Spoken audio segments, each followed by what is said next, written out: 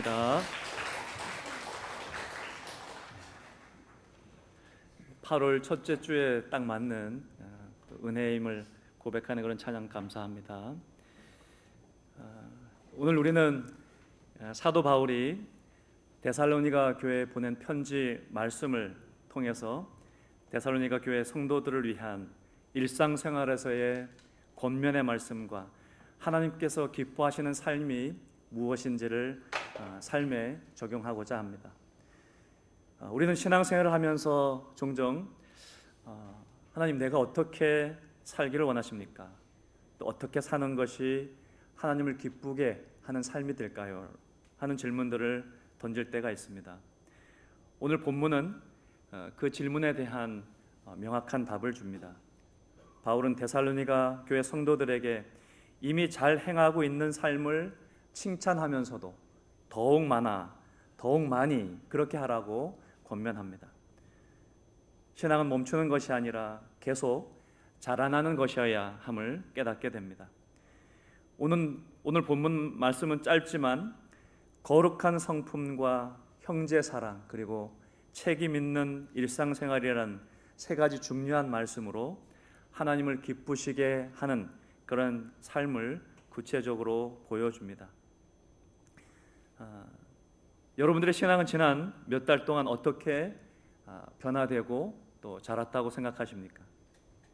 우리의 일상은 세상의 문화를 점점 더 담고 있지는 않았는지요? 바울은 우리의 삶이 실제적으로 변화가 일어나기를 소망하면서 데살로니가전서 말씀을 통해 단호함으로 성도들을 권면합니다. 바울은 가장 먼저 거룩함을 강조합니다. 당시 데살로니가 지역의 문화는 성적으로 모두 매우 개방적이었고 우상 숭배와 음란이 뒤섞여 있었습니다. 그리스 로마의 다신교 문화와 혼합된 음란이 만연했습니다. 우상 제단 뒤에서는 축제가 열리고 밤마다 음란과 또 탐욕이 춤추던 그런 도시였습니다. 3절에서 하나님의 뜻은 이것이니 너희의 거룩함이라 곧 음란을 버리고 라고 말하면서 바울은 성도들에게 자기 몸을 거룩함과 존귀함으로 지키라고 말합니다. 하나님의 뜻은 이것이니 곧 너희의 거룩함이라고 선언하면서 거룩함에 대해서 말씀합니다. 이 거룩함은 분리된 상태, 구별됨, 또 잘라내다, 분리하다는 뜻으로 뿌리와 연관된 뜻을 가지고 있습니다. 겉이 아닌 깊은 뿌리 자체가 분리된 상태입니다. 뿌리는 근본입니다. 그러기에 근본부터 거룩해야 된다고 강조합니다. 하나님께 속한 자답게 세상의 값싼 그런 유혹에 빠지지 말고 철저히 구별된 삶을 살라는 그런 명령입니다. 또 3절과 5절 말씀에서 음란을 버리고 이방인과 같이 세욕을 따르지 말라는 그런 말씀은 단순히 성도덕만을 지키라는 정도가 아닙니다. 바울이 가장 먼저 염려하는 문제는 교인들이 이방인처럼 성적인 음란함에 빠지는 것이었습니다. 이방인들은 성적 욕구를 채우려고 음란한 행동을 했고 심지어는 다른 사람에게 큰 피해까지 미치는 그런 모습이었습니다. 교인들은 자칫하면 그런 세상과 사회 분위기에 휩쓸릴 수 있었습니다. 바울은 이 점을 경계하라고 하면서 오히려 성생활을 거룩하게 유지하라고 가르칩니다. 특히 자기 아내를 거룩하게 대해야 하며 분수를 넘지 말아야 한다고 했습니다. 아내를 충동적인 정욕으로 대할 때 거룩함은 상처를 받습니다. 반대로 거룩함과 존귀함으로 대할 때 그 거룩함은 더 드러납니다. 아내를 충동적인 정욕으로 대하는 것은 단지 성욕을 채우기 위한 대상으로 대하는 것을 의미합니다. 이것은 당시 하나님을 모르는 이방인들이 하는 행동이었습니다. 그렇다면 아내를 거룩함과 존귀함으로 대하는 것은 무엇을 의미하는 것일까요? 존귀함으로 대한다는 것은 아내를 인격체로 또 사랑으로 대하는 것을 말합니다. 또 6절에서 계속해서 이 일에 분수를 넘어서 형제를 해하지 말라고 말합니다. 좀 더 구체적으로 말하면 충동적인 이 행위는, 성행위는 더 큰 만족을 위해 결국 다른 형제의 아내까지 탐하게 되고, 또 따라서 형제를 해하고 속이는 일까지 가능하게 된다라는 것입니다. 여기에 충동적인 정욕을 피해야 하는 이유가 있는 것입니다. 그것은 언제나 가정을 깨뜨릴 수 있는 악한 요소를 가지고 있기 때문입니다. 하나님이 이러한 자들을 심판하신다는 것을 강조하고 있습니다. 이것은 당시에 얼마나 성문화가 잘못되었는지를 말하고 있다고 하겠습니다. 성적인 음란함에 빠지는 것은 1차적으로는 자기 몸을 버리는 것이지만, 또 마지막에는 그 몸에 성령을 주신 하나님을 저버리는 것임을 상기시키고 있습니다. 바울이 권면하는 거룩한 삶이란, 정리하면 음란함으로부터 자신들을 멀리하는 것이고, 음란으로부터 자신을 멀리한다는 것은 바로 자신의 아내를 거룩함과 존귀함으로 대하는 것이며, 따라서 그의 형제를 해롭게 하지 않고 속이지 않는 것입니다. 영적인 면에서 우리 몸은 성령이 거하시는 성전이라고 고린도전서에 말씀합니다. 그 안에서 성령의 거룩함이 드러나는 삶이 되어야 된다라고 강조하고 있습니다. 오늘날도 성적인 유혹은 강력합니다. 현대는 디지털 시대입니다. 스마트폰, 인터넷, 미디어, 문화 속에서 우리는 끊임없이 시험을 받습니다. 음란의 유혹은 훨씬 지능적으로 우리에게 다가오고 있습니다. 많은 유혹에 우리 모든 성도들도 노출되어 있습니다. 그러나 성도는 부르심을 받은 자로서 육체의 욕망이 아니라 하나님의 뜻을 따라야 합니다. 우리가 거룩함을 지키고 정결을 지키며 산다는 것이 쉽지만은 않습니다. 매일 아침 자기 고백과 성령의 인도하심을 구해야 합니다. 넘어졌을 때 부끄러워하지 말고, 숨지 말고 죄를 깨닫고 주님께 고백하며 기도할 수 있기를 바랍니다. 거룩함은 단순히 도덕적 청결을만을 말하는 것이 아니라 하나님과의 관계를 지키는 것이기에 중요합니다. 영적인 무감각에 빠지지 말아야 합니다. 성적 유혹 앞에서 우리의 감각이 마비된 상태는 곧 양심이 죽은 것입니다. 이 상태로 가면 돌이키기가 더욱 어려울 수 있기 때문에 미연에 방지하려는 바울은 이 일에 분수에 넘어서 형제를 해하지 말라고까지 말씀했던 것입니다. 성적인 죄는 단지 개인의 문제가 아니라 공동체를 해치는 것이었기 때문에 조심하라는 말씀입니다. 7절에서 하나님이 우리를 부르심은 부정하게 하심이 아니요 거룩하게 하심이라라고 강조합니다. 바울은 성도가 거룩함을 지킬 때에 하나님께서 그들을 부르신 목적에 합당해지고, 하나님과 성령께서 성도 안에서 자신의 거룩함을 완성해 가신다고 선언합니다. 불필요한 권면 같지만 더 필요한 말씀입니다. 거룩함은 선택이 아니라 하나님의 자녀로 부르심에 대한 마땅한 응답입니다. 성령께서 우리 안에 계시기에 우리는 능히 거룩하게 살 수 있음을 믿고 하나님께 도움을 구하고 살아가는 저희 모두가 되기를 바랍니다. 환난 받은 사람들 사이에 꼭 필요한 것은 서로를 신뢰하며 서로 깊이 사랑하는 것입니다. 때로는 환난이 사람들의 마음을 어지럽혀서 서로가 서로에게 짜증을 내거나 미워하게 할 수 있습니다. 하지만 환난은 잘 극복하기만 하면 동시에 더 하나 되어지고 사람들 사이에 사랑을 더욱더 일으키게 할 수도 있습니다. 바울은 어려울수록 더욱 사랑하라고 권면합니다. 지금도 잘 하고 있지만 그 모습을 잃지 말고 더 하라고 간절히 부탁합니다. 데살로니가 교회는 사랑이 많기로 소문난 공동체였습니다. 형제 사랑에 관하여는 너에게 쓸 것이 없다고까지 말할 정도였습니다. 그러나 바울은 10절에서 그 훌륭함에 안주하지 말고 더욱 그렇게 행하라고 권면하면서 말씀합니다. 형제 사랑은 단순히 친밀감만을 말하는 것이 아닙니다. 형제를 위해서 때로는 그 형제가 마음이 어려울 것 같아도 용기 있게 진리를 말해야 하는 그 사랑, 때로는 눈물의 위로를 나눠야 하는 그 사랑, 때로 물질과 시간을 내어 섬겨야 하는 사랑이 함께 있는 것이 형제 사랑입니다. 예를 들어서 출퇴근길에 만나게 되는 그 동료, 복도에서나 엘리베이터 안에서 만나거나 스쳐 지나가는 이웃을 향하여서 먼저 인사하고 안부를 묻는 그 모습, 교회에서 새 가족을 향하여 성도들이 관심을 가지고 먼저 다가가 인사하는 모습, 형제가 어떤 어려움으로 낙심할 때에 함께 눈물 흘리고 기도하는 영적인 그런 동력자가 되어주는 사랑입니다. 지식만으로, 감정만으로는 부족합니다. 바울이 강조하는 것은 사랑의 실천이며 그 실천이야말로 진리의 말씀을 완성시키는 그런 것이라고 말씀합니다. 바울은 어려울수록 더욱 깊이 사랑하라고 권면하면서 지금도 잘하고 있지만 그 모습을 잃지 말라고 간절히 부탁하고 있습니다. 그래서 사랑은 감정만이 아니라 행동인 것입니다. 용서하고 섬기고 인내하는 것이 사랑입니다. 행동으로 옮겨질 때에 더 깊어지고 더 넓어지고 빛이 나는 것이죠. 특히 어려운 사람을 사랑할 때 우리는 하나님의 사랑을 가장 잘 닮아갑니다.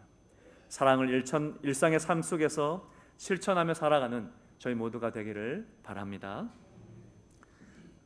바울 시대에도 세상의 종말이 임박했음을 말하는 사람들이 있었습니다. 이들은 종말이 가까우니 모든 일을 내려놓고 예배에만 전념하자고 주장했습니다. 당시 일부 성도들도 그 종말을 기대하며 일상생활을 소홀히 했던 것으로 보여집니다. 데살로니가 교회에 닥친 환난은 사람들이 일손을 놓게 만들 수도 있었습니다. 핍박이 있으니 정상적인 생활을 할 필요가 없다고 생각했을 것입니다. 더구나 종교활동과 일상생활을 분리시켰던 종교 교사들의 영향력이 데살로니가 교인들에게 다시 영향을 줄 수도 있는 그런 상황이었습니다. 당시 거짓 교사들은 일을 하지 않으면서 경제적으로 이득을 취하려고 했습니다. 바울은 이런 분위기가 교회에 좋지 않은 영향을 미칠 수 있다고 판단하면서 그에 필요한 권면을 했던 것입니다. 바울은 이런 위험성을 경계하고 일손을 놓지 말고 11절 말씀에 조용히 일하라 이렇게 얘기합니다. 조용히라는 뜻은 소란하지 않고 겸손하며 성경적인 가치관에 따라서 삶의 그 평상심을 잡으라라는 그런 뜻이 있습니다. 이 권면은 이전에 했던 가르침이기도 했지만 지금 더 필요했습니다. 그래야 외부 사람들에게 흠이 잡히지 않을 뿐 아니라 경제적으로도 어려움이 없을 것이라고 생각했기 때문입니다. 현재의 생활을 무시한 채 미래만 바라보는 무책임한 생활을 동시에 경계하면서 조용히 자기 일을 자기 스스로 자기 손으로 일하기를 힘쓰라고 권면했던 것입니다. 바울은 성도들에게 책임 있는 삶을 살라고 말합니다. 신앙은 현실 높이가 아닙니다. 마지막 때에 주님이 오시는 그날까지 주님의 날이 온다고 할지라도 오히려 더 성실하게 책임 있게 살아야 하는 것입니다. 그것이 성도의 일상적인 삶이 되어야 합니다. 무슨 일을 하든지 마음을 다하여 주께 하듯 하고 사람에게 하듯 하지 말라고 말씀하셨습니다. 직장에는 정직하게 맡겨진 업무를 하고 정확한 업무를 통해서 그리스도의 향기를 직장 안에서 나타낼 수 있어야 합니다.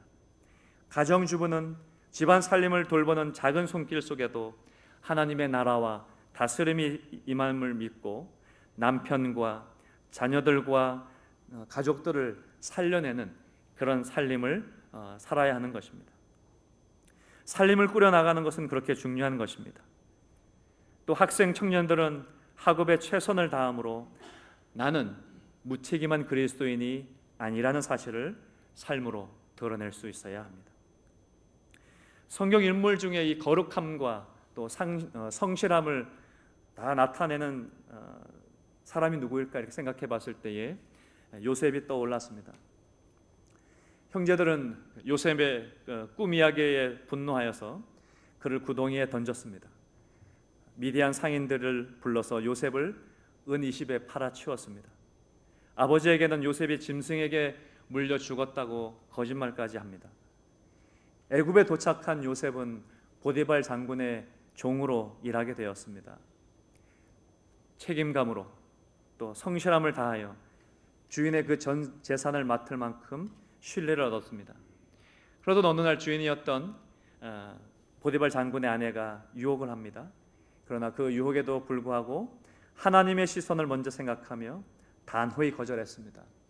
어떻게 이 큰 악을 행하며 하나님과 주인 앞에서 죄를 범하겠습니까? 라는 그 고백은 그의 단호한 결단을 보여줍니다.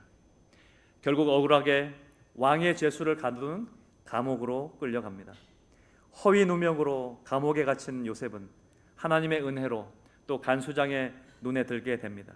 그곳에서도 맡겨진 작은 일부터 최선을 다하여 옥중의 관리자로 세워졌습니다. 어려운 환경 속에서도 흔들림 없이 충성하는 그런 모습이야말로 하나님 앞에서 참된 성실이 무엇인지를 가르쳐주는 그런 말씀입니다. 술 맡은 신하와 떡 굽는 신하의 꿈을 해석해주고 바로의 꿈을 또 잘 해석하여서 총리가 됩니다. 정확한 기록과 철저한 감독으로 흉년을 대비한 요셉은 애굽의 식량 창고를 총괄하는 사람이 되어서 아버지 야곱과 그의 형제들의 가족 또 물론 또 이집트의 모든 백성들과 이웃 나라를 구원했던 사람이었던 것입니다. 자신에게 주어진 고난을 오롯이 하나님의 뜻에 따라 사용한 그의 태도는 오늘날 우리에게도 귀감이 됩니다. 거룩함과 성실함을 함께 나타낸 사람이라고 할 수 있습니다. 하나님을 모르고 믿지 않던 사람들에게도 하나님이 요셉과 함께 하시며 형통하게 하신다는 것을 말씀을 통해서 나타내고 있습니다. 그야말로 하나님의 살아계심을 나타낸 그런 사람이 되었던 것입니다. 하나님을 기쁘시게 하는 삶은 거룩함과 또 사랑뿐만 아니라 일상 속에서 성실함에서 드러납니다. 오늘 말씀은 세상 문화와 우리 일상이 만나는 곳에서 진정으로 하나님께 기쁨을 드리는 거룩한 삶, 형제를 사랑하는 삶, 또 성실하게 일하기를 힘쓰는 모습을 보여줍니다. 바울은 반복해서 데살로니가 교회인들에게 말합니다. 더욱 많이 그렇게 하라. 신앙은 정체되지 않습니다. 우리는 날마다 자라가야 합니다. 거룩함에서 더 깊이, 사랑에서 더 넓게, 또 삶의 성실함에서 더 단정하게 이 세 가지가 조화를 이룰 때에 우리의 삶은 복음으로 살아있는 증인이 될 것입니다. 데살로니가 교회처럼 육체적으로 또 정신적으로 또 영적인 그런 유혹 앞에서 깨어 경계하며 거룩함을 지켜내는 삶, 교회 공동체와 이웃을 향한 섬김과 헌신이 날마다 더해지며 서로 사랑하는 삶, 교회 안팎에서 책임감 있고 성실하게 일하는 삶을 앞으로도 계속 실천할 수 있는 저와 여러분들 또 우리 교회가 되기를 바랍니다. 오늘 우리는 말씀 앞에서 하나님을 기쁘시게 하는 삶으로 새롭게 결단해야 할 것입니다. 성령께서 우리 안에 계시기에 우리는 능히 그렇게 살 수 있음을 믿고 새롭게 결단하는 저와 여러분들 되시기를 바랍니다. 기도드리겠습니다. 사랑의 아버지 하나님, 주께서 부르신 거룩함의 삶으로 주님을 더 영원하게 하는 삶을 살기를 원하옵나이다. 음란과 죄에 대한 무감각을 깨뜨려 주시고 거룩함을 지켜나가게 도와주시고 사랑에 넘쳐 흐르는 교회 공동체를 이루게 해 주시옵소서. 또한 우리의 일상을 조용히 세우며 무슨 일을 하든지 주의 영광을 위하여 주님 오시는 그날까지 맡겨주신 그 일들을 손으로 일하는 그런 저희가 되게 해주시고 주님의 놀라운 복을 함께 누릴 수 있도록 도와주시옵소서. 우리의 작은 결단과 실천을 통해 이 땅에 하나님의 나라가 임하게 하시고 오늘부터 더욱 많이 하나님을 기쁘시게 하는 삶, 더욱 많이 사랑하는 삶을 걸어가게 해 주십시오. 우리의 생명이 되시며 우리의 삶을 다스리시는 왕이신 주 예수 그리스도의 이름으로 기도드립니다. 아멘.